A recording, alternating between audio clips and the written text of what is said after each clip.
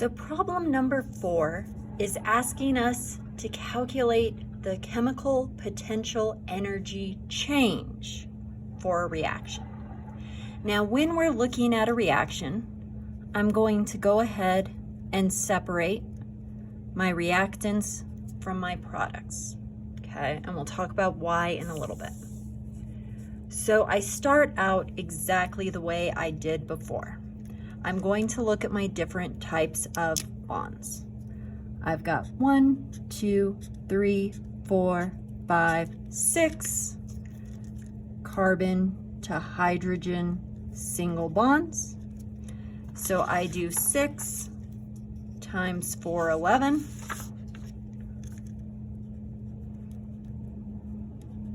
(2,466).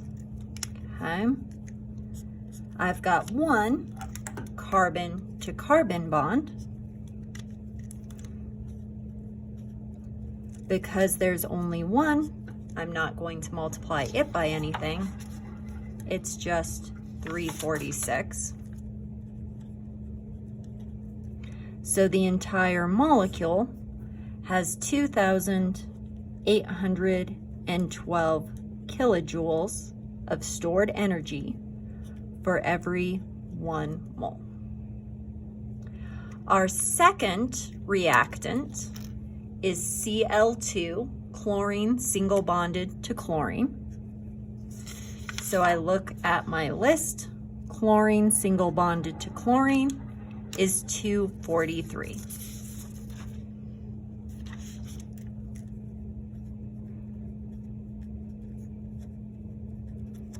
Okay, so that means on the reactant side, the left side of my arrow, I have a total value of 3,055 kilojoules per mole.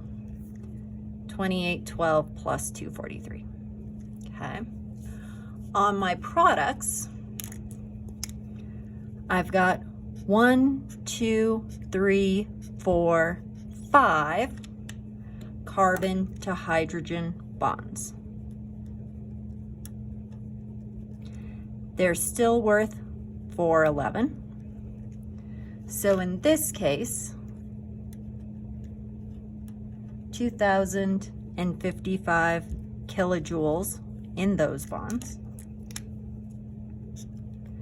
I still have 1 carbon to carbon single bond.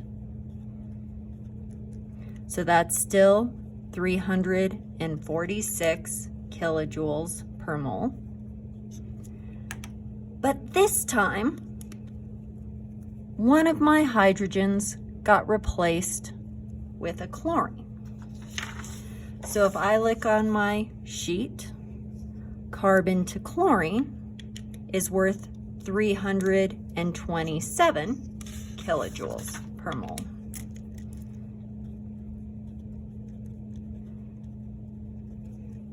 Okay. So just like I did before, I add everybody up. 2,055 plus 346 plus 327. And when I total those all up, I get 2,728 kilojoules per mole. Instead of having a chlorine single bonded to a chlorine, I now have a hydrogen single bonded to a chlorine. So if I look on my list, that's worth 411 kilojoules per mole. Again, I add up all of my products. So 2,728 plus 411, and I should get 3,159 kilojoules per mole. Okay, so why did I separate my reactants from my products? When I look at my equation, My reactants, I have to pull apart to mix things up. So I'm going to break all of these bonds. When I break bonds, I have to put energy in. When I form my products, I form bonds, bonds come back together. When bonds form, energy is released. So my reactants will always have a positive value because I have to put in energy to pull them apart. My products will always have a negative value because I am releasing energy as bonds form. So then I just combine these numbers. Plus 3,055. I'm going to add a negative 3,159. So my total energy change for this reaction should be a negative 104 kilojoules per mole. Because this is a negative value, the negative tells me that energy is being released. I have an exothermic reaction. Okay. A positive value tells you energy goes in, endothermic. A negative tells me energy is released, exothermic. I have more energy being released than energy going in. Okay. Now, on our exit ticket today, you're going to have a reaction that looks kind of like this. Okay. But you're going to have to draw Lewis dot diagrams. Okay.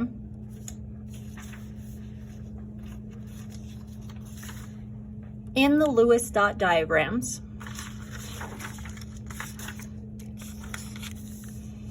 you're going to have hydrogen, you're going to have oxygen, and you're going to have water. Okay? So when we do Lewis dot diagrams, remember, we're looking at valence electrons on the periodic table. Valence electrons, I start on the left, I skip the middle, and I count all the way across until I hit magic number 8.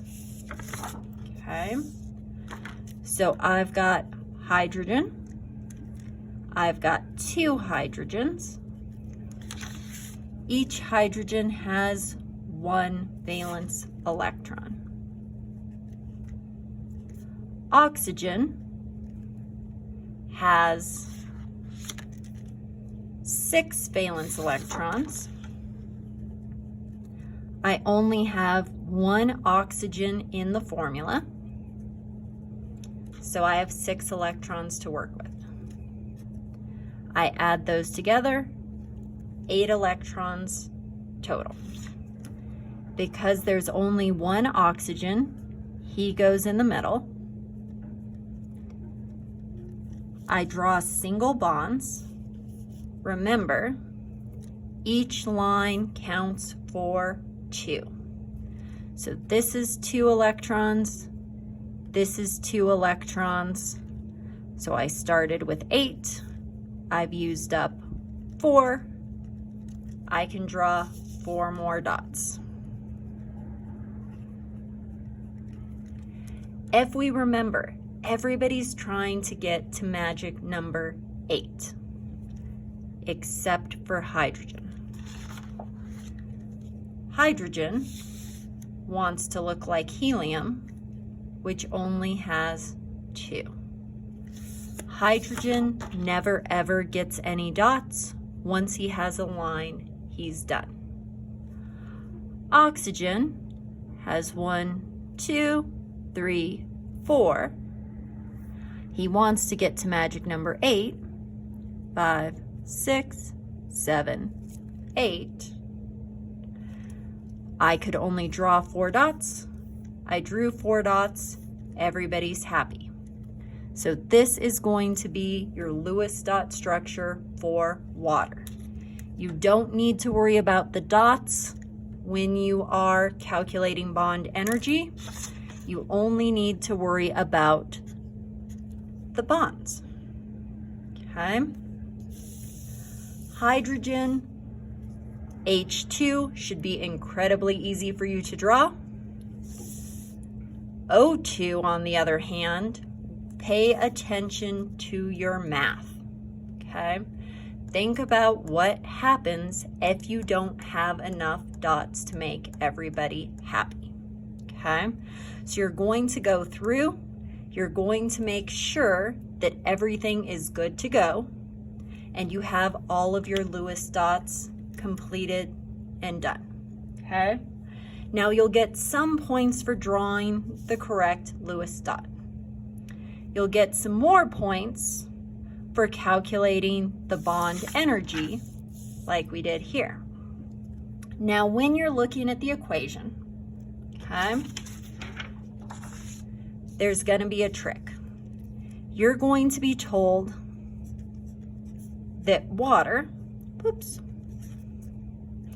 is decomposing into hydrogen and oxygen. This is not a balanced equation right now. 1 O, 2 O's. Okay. So then 4 H's, 4 H's. I'm going to give you the balanced chemical equation. You're going to separate at the arrow your reactants from your products. You're going to draw your Lewis dot structures. Now, as you calculate this out, this is one molecule of H2O. It has 1, 2 oxygen to hydrogen bonds. I don't just have one molecule of water though. I have 2.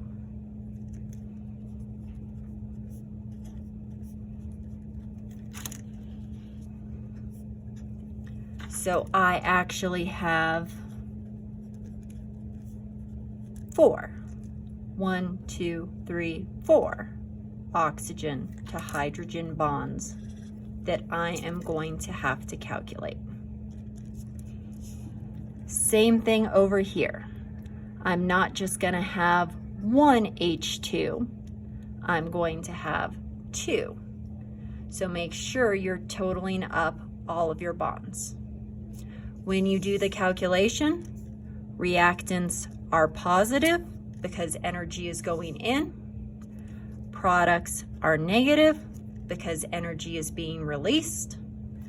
If your answer when you combine these terms is positive, it's endothermic. If your answer is negative, it's exothermic.